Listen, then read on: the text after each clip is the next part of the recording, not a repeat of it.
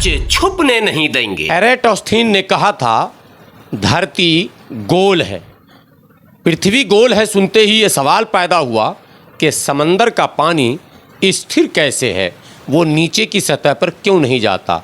बस फिर सामने आया ग्रेविटी का मामला, यानी कि न्यूटन ने जो फार्मूला दिया उस पर बहस शुरू हुई कि धरती गोल है।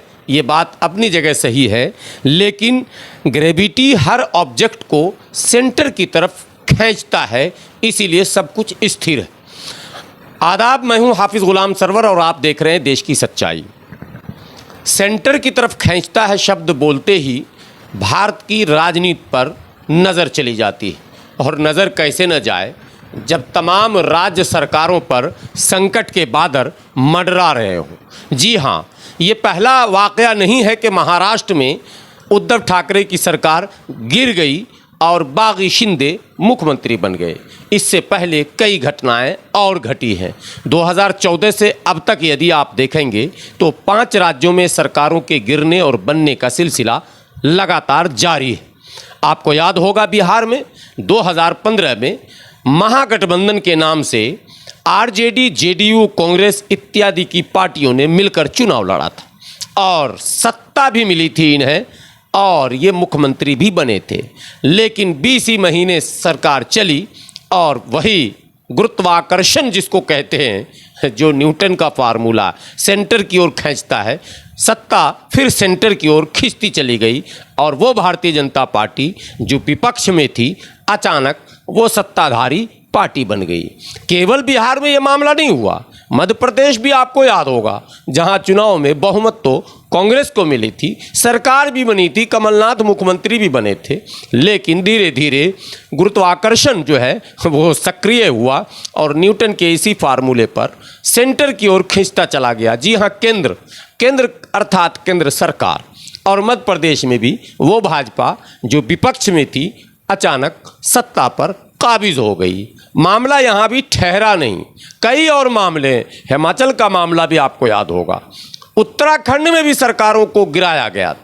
वो तो कुछ मामलों में सुप्रीम कोर्ट ने सरकार को बचाने में कुछ थोड़ी बहुत भूमिका निभाई, वरना सरकारें तो कई और जा सकती थी सेंटर की ओर। और लगातार ये चर्चा है कि झारखंड में भी सरकार गिराने की योजना पर काम किया जा रहा है, और बिहार में जहां सरकार के गिरने की खबर और अफवाह फैलती रही वहां सरकार गिर नहीं रही, इसलिए कि आकर्षण जो है वो सेंटर की ओर है, इसलिए बिहार में सरकार गिर नहीं रही। विपक्ष की सरकार झारखंड में है, इसलिए संभावनाएं व्यक्त की जा रही। महाराष्ट्र की घटना से तो ये बात साबित हो ही जाता है कि चाहे आप बहुमत का जुगाड़ कैसे भी करें, लेकिन केंद्र सरकार के गुना भाग के समय आप टिक नहीं पाएंगे। गोवा में भी इस तरह का दृश्य बना था, वहाँ भी सरकारों को जो है कुर्बान होना पड़ा और कई जगह सरकारें कुर्बान हुई। और अब महाराष्ट्र की घटना के बाद जहां भी विपक्ष की सरकार है वहां के मुख्यमंत्री डरे और सहमे हैं। हाँ, एक बात आपको याद होगा, राजस्थान में भी सरकार को गिराने की खूब कोशिश हुई, लेकिन वहां न्यूटन का फार्मूला काम नहीं आ सका और अब लगता है शायद काम आ भी नहीं पाएगा।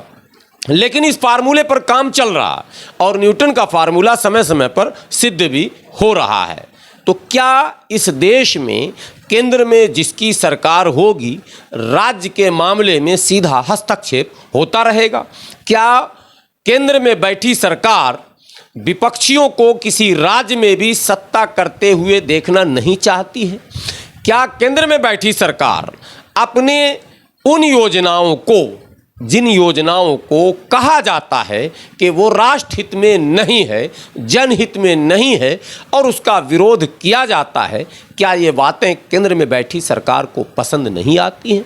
क्या केंद्र में बैठी सरकार ये चाहती है कि जो भी योजनाएं मैं बनाऊं, चाहे वो जनहित में हो या नहीं हो, उसे राज्य सरकार भी स्वीकार कर ले, विपक्ष भी स्वीकार कर ले? यदि विरोध होता है तो फिर उस सरकार को बलि का बकरा बना दिया जाता है। चाहे CANRC हो, चाहे 370 हो, चाहे अग्निपथ योजना हो, चाहे कृषि बिल हो और चाहे निजीकरण कि लगातार लिए गए फैसले हो, नोटबंदी हो या जीएसटी हो, जितने भी निर्णय केंद्र सरकार के द्वारा लिए गए उसका विरोध तमाम विपक्षी पार्टियों ने जमकर किया। लेकिन उस आवाज़ को दबाने के लिए केंद्र में बैठी सरकार ने ऐसी योजना बनाई कि वो आवाज़ वहीं की वहीं दम तोड़ दी। अग्निपथ योजना, वो मंजर आपको याद होगा, भीड़ ऐसी सड़क पर निकली युवाओं की कि लग रहा था सरकार के खिलाफ अब बिगुल बज चुका है, शायद केंद्र में बैठी यह सरकार अब हिल जाएगी। लेकिन सरकार नहीं हिली, विपक्षियों को हिला कर रख दी। और आप देखिए अग्निपथ योजना पर काम शुरू हो चुका है और कोई कहीं से विरोध करता हुआ नहीं दिख रहा है सिवाय वामपंथियों के। और वामपंथी भी समुद्र तट के किनारे केरल में खड़े हैं, बाकी पूरे भारत से झाड़ू देकर उन्हें समेटने की कोशिश लगातार केंद्र सरकार और केंद्र में बैठी पार्टी कर रही है। तो ऐसे में सवाल ये पैदा होता है कि केंद्र सरकार जो भी योजना बनाएगी, जो भी कानून लाएगी, जो भी काम करना चाहेगी, उसका विरोध आखिर कौन करेगा? जो विरोध करता है उसे हाशिए पर डाल दिया जाता है, जो विरोध करता है उसको सत्ता से दूर कर दिया जाता है, और ये कह लीजिए कि उसके पावर को ही ऑफ कर दिया जाता है।